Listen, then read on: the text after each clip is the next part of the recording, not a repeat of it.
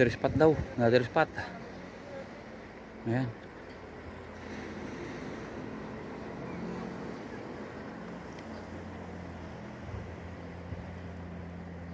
Kita niyo yung likod ko. Nandito ako sa tuktok. Ayan. Ito yung spot.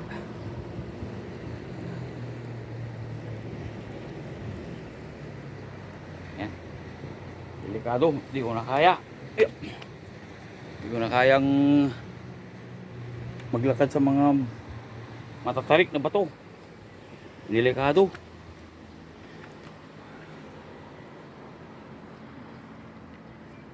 Ayan o. Nung araw, easy lang itong inaakit namin ito nung kabataan ko pa. Pero ngayon wala na. Hindi ko na kaya.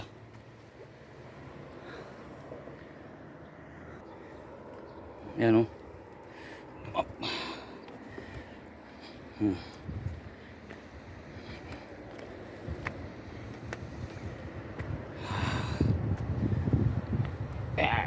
Delikado. Antay bababa. Yeah. Mahina na yung ating tuhod. Hindi na natin kayang sumabay sa mga bata. Yeah. Saan ako dumadaan kanina? Yan.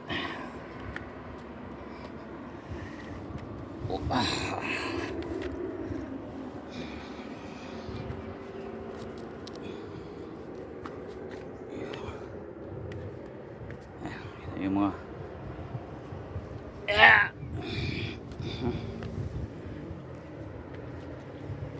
dati lundag-lundag lang ito.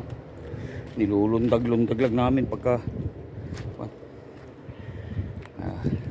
pero maganda rin minsan palakad-lakad sa mga ito para lumakas sa mga tuhod-tuhod.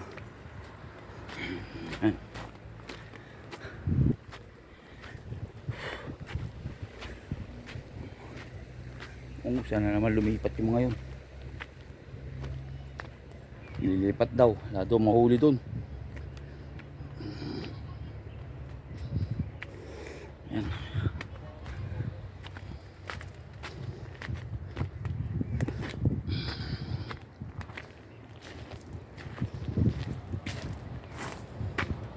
Ay ako. Wala, mararamdaman mo talaga yung tuhod ko bumabaluktot.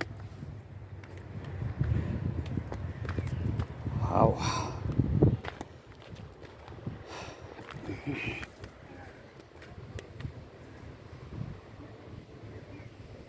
Layo na nila.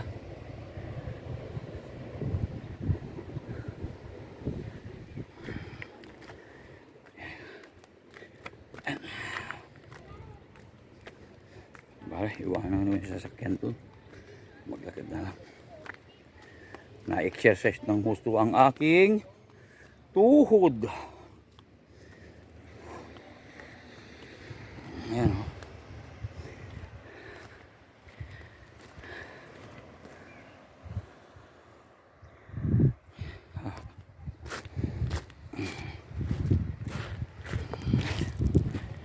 Sundan natin yung mga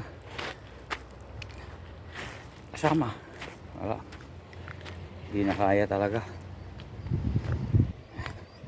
Kaya mga kabataan, samantalahin yung mamasyal, mag-fishing pag walang ginagawa. Dahil ako graduate na dyan sa mga ganyan. Ngayon hindi ko na kaya, samantala nung araw tinatakbo-takbo ko lang itong mga batuhan na ito. Ayan o. Ayan. Pero ngayon hindi na. Pusa na nababaluktot yung aking tuhod.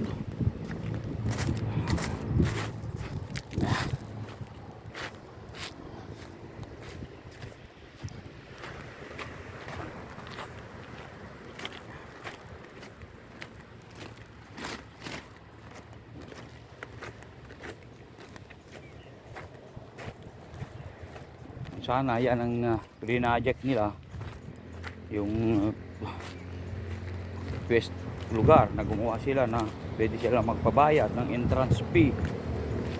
Kumita pa ang barangay Sulbek. Kaso lang hindi, pang sarili ang ginawa. Kasi ang ganda ng barangay Sulbek po kung tuusin. Kaso lang gusto angkinin ang Sulbek, wala na. Kaya yung mga mangingisda o kahit sino, turista, pumunta kayo dito sa barangay Sulbek, mamingwit kayo, magbayad kayo ng entrance fee, may kita pa ang barangay. Wala eh. Nawala.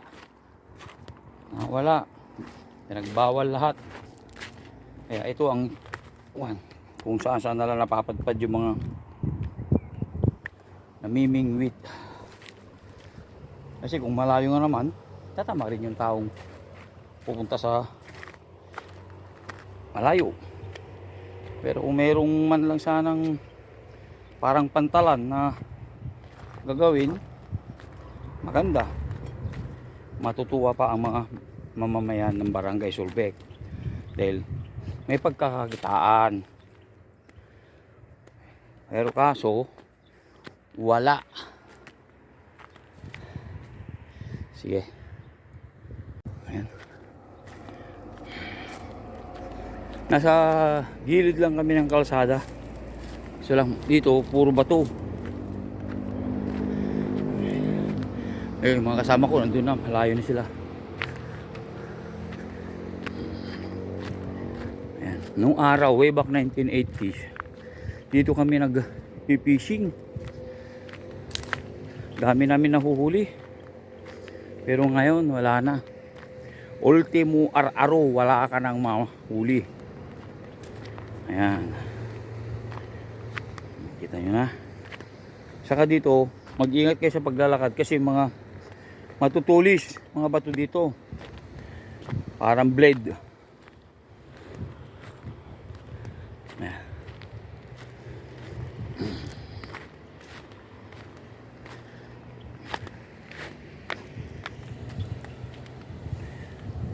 Ay apo, aray. Yan hala.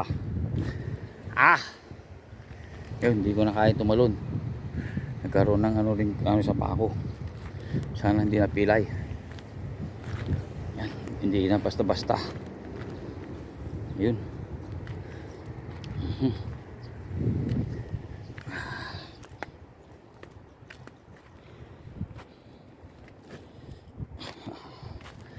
Ay po, yan, katulad yan, mga tulis Yan. Pero kung trip, pupunta mo talaga kahit malayo, kahit matulis, ingat ka lang sa paglalakad. Yan.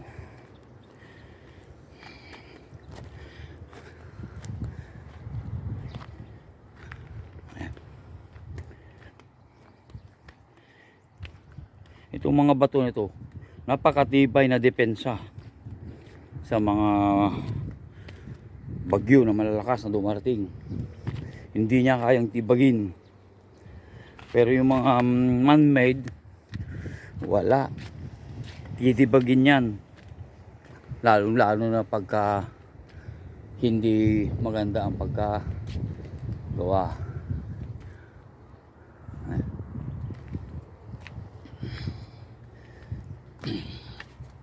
Ito puro tubig po ito. Kaso lang ano na ngayon, low tide.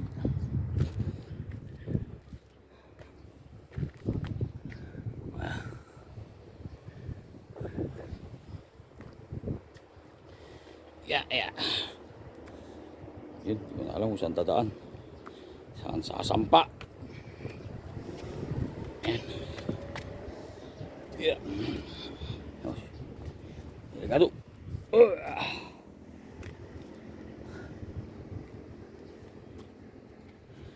Baka matrap pa ako dito, walang tatawiran.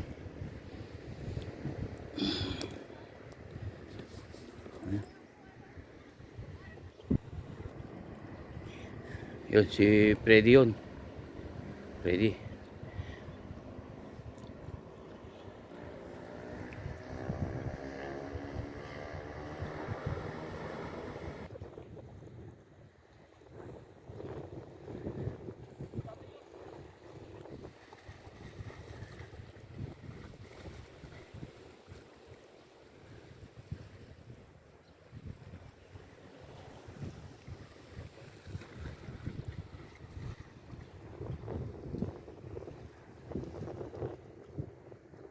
Kayo dito, mayroon kayong suot na gloves sa kamay, saka naka-rubber shoes kayo.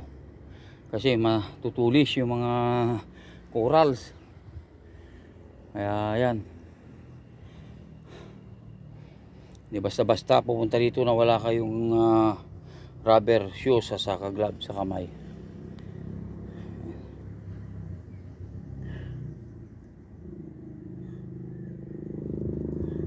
Nasa boundary kami ng Santa at saka Narbacan, Solbec Beach.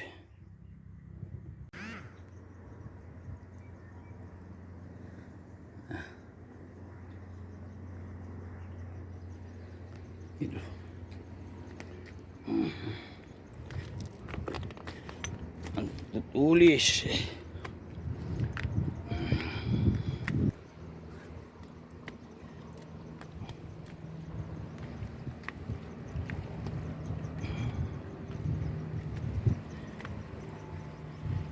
Awan tayo yung spot mo? Na? Ay, nagkapsot ni ikan na ito yung parten. O, miti may agal-alad to eh. Awang gamin ti aramang nga kanindad to eh. So, aja, awan ti may darakin. Mali kayo, natagayin ko ah. Dapat nangalakay ko matiyori may sa kilo lang nga dilis. Gimatang ti dilis. Sayo impurwak, uno aramang. Tano darakin da, siyay. Balbaliwan yun to ti plano ng medtoy. Plano ka monggal. Na? Ati ko purwakan dati ko dato ti aramang. Purwak mo ta tano darakin da. Ni nagmet petispat na. Apa yung awan? Awang gamin tayo kanin dito yung awan eh. May tispat na ni. Oo. Ayan o. Wala mahuli. Wala makain ng mga isda rito. Kaya ang ganda-ganda nung area. Pero walang isda. Dapat sa susunod na pagpunta rito, magbaon ng maraming alamang. Sasaboy yung alamang dyan. Para maganda ito. Wala lang ano. Dapat may alamang. Ayan o.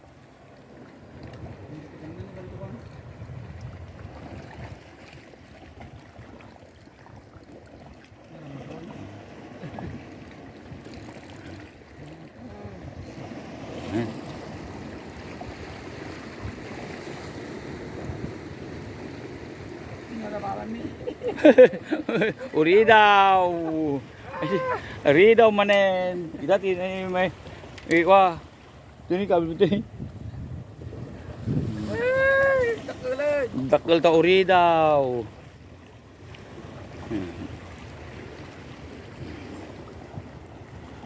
Yan. Nakahuli ulit ni Freddy ng isdang maliit. Ayan. Diyan na. Ate ko pakanumpeng mo parang to.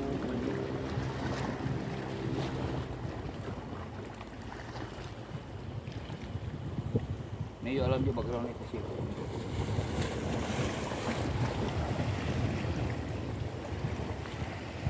Saan? Nagbibinwit.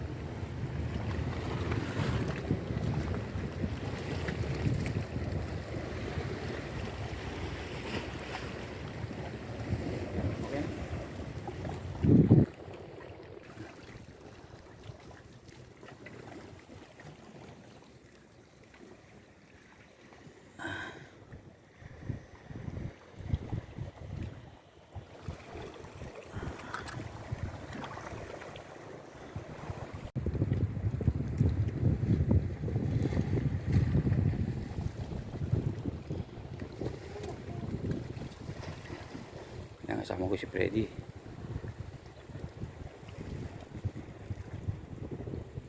Tignan nyo dito, asin po ito. Ayan o, asin. Ayan. Ayan o, asin. Kaya puti yung bato nito dahil asin po yan. Pagka high tide, may tubig ito. Pag low tide, wala. Kaya ito, nagiging asin na sila o. Kita nyo? Asin po yan.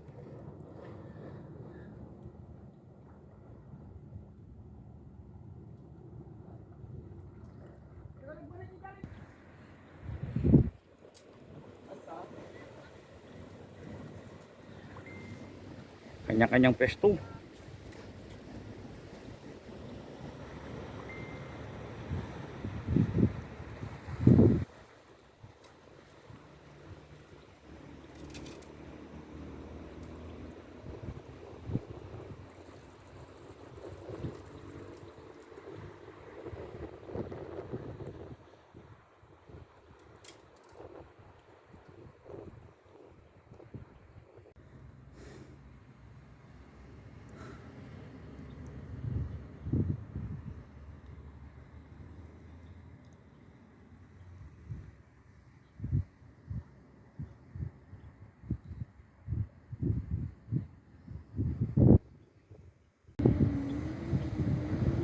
Yun, sa malayo sila. Ayun. Ayun oh. Ayun, dito na ako, naka ano na kami. Tumabi na ako. Dito na kami sa seawall sa baba. Ayan oh, sabi seawall. Eh, papaano eh. Inaantay na lang namin sila. Ayan. Ayan, papahinga kami ni Freddy.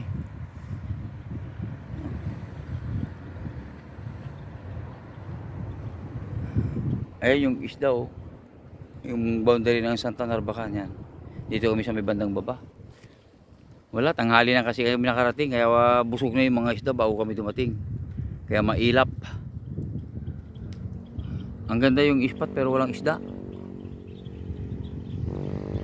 Ayan. Kaya wala mga nangingisda dito kasi wala. Wala kasi mga ilog dito na pwedeng dayuhin ng mga isda. Kung may ilog sana rito, nadadayuhin ng mga isda, okay. Wala kasing ilog eh. Walang mga hipon na kakainin nila. Kaya yan. Nasa malayo na sila. Nasa dulo. Wala na. Busog na yung mga isda. Kaya pag ganitong oras, nakakain na. Dapat pag namingwig kayo dito mga alas 5, alas 6 na madaling araw. Yun ang oras ng kain ng isda. Ayan. O kaya gabi, mga bandang alas 6 na naman ng hapon, o kaya alas 7. Pag ganitong oras ng tanghali na, wala, busog na yung mga isda. Ayun, layo na nila. O yan. Yan si Freddy napagod, di ko. O yan o, mas maganda pa, nagmulmul dito na lang kami. Sigurado na yung huli. Ito wala. Madamot ang isda rito. Wala kasing ilog kaya walang kinakakainin ng mga ano. Ayan, pagod na. Maya uwi na kami. Hindi ko alam kung sa amin kakain ko Jollibee o saan. Pauwi na sila.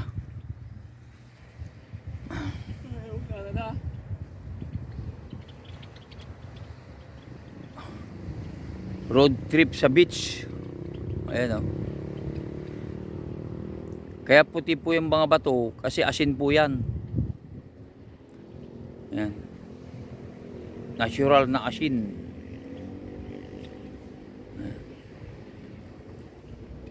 Kaya pag pupunta kayo dito, wag na kayo pagbaw ng asin. May asin na rito.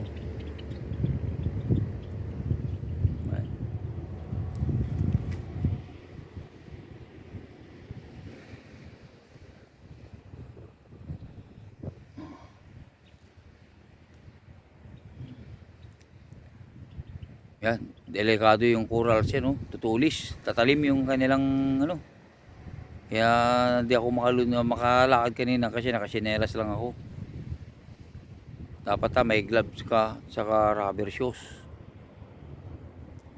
Ayan. Saka hindi na kaya kung hindi ko na kaya yung lumulundag. Wala nang balanse.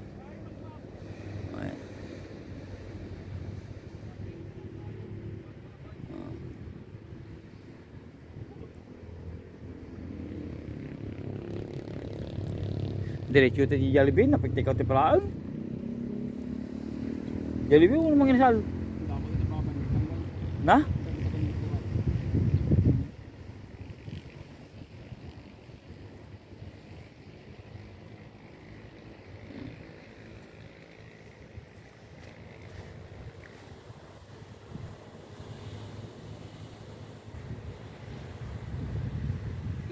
susay.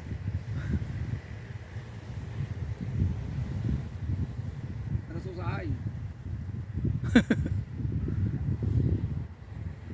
Wala kaming nakuha guys. Puro na isa. Zero. Na? Oh, ore may sawan? Zero. Zero ay magkini-ready do wala ta. Ayun na. Sabi ng ba't di ito rito?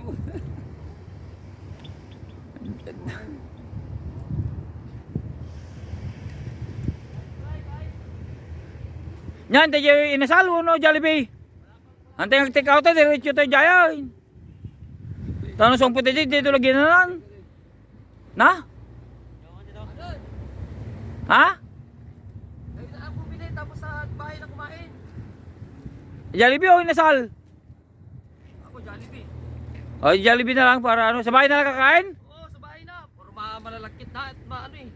Di diretso na kami sa Jollibee. Diretso na kayo ah. May hawak kang pera? Ha? May hawak ka diyang pera? O yung binigay mo kagabi? O, di gamitin mo muna. Oo. Diretso na sa bahay. Ayoko ng ano. Oo, sige sige. Bandit kita. Puro chicken, puro chicken. Hindi, akin. Spaghetti lang, tsaka palabok. Oo, sige sige. Lahat, tupis na yan. Tatlo mga yan, tupis naman. Typart. Ba't na ka? Pwede lang asang? Typart na ang Freddy, typart. Typart.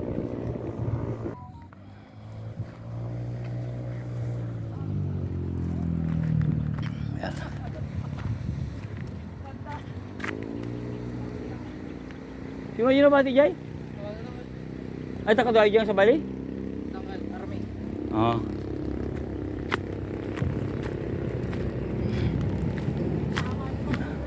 Glamis yun din nagpaniram eh.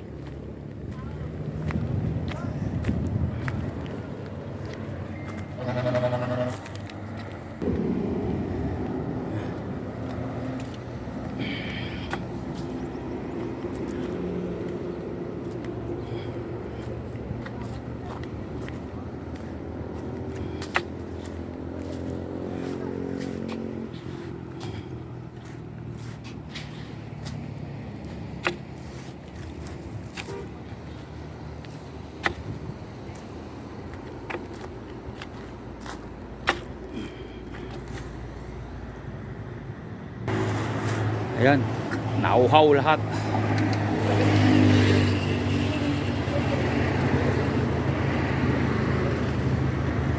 Ayan. Ay. Tuwa taga-tuwa. Tay, anak ko.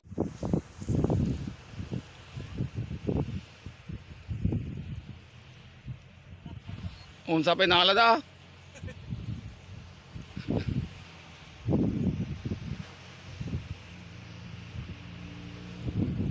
Sabi nyo lang tinakidakan. Anong galway?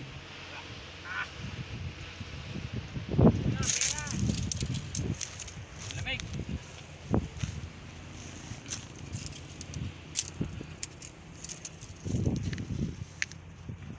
Pahinga, pahinga daw. Napagod. Naglakad.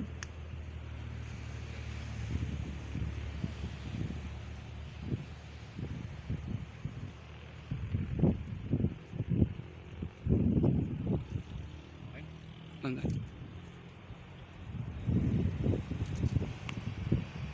Dapat atin nga nag-tree planting daw mga tinyog. Gigit na. Nandun sila. Barangay. Bivinit doon sa dulo.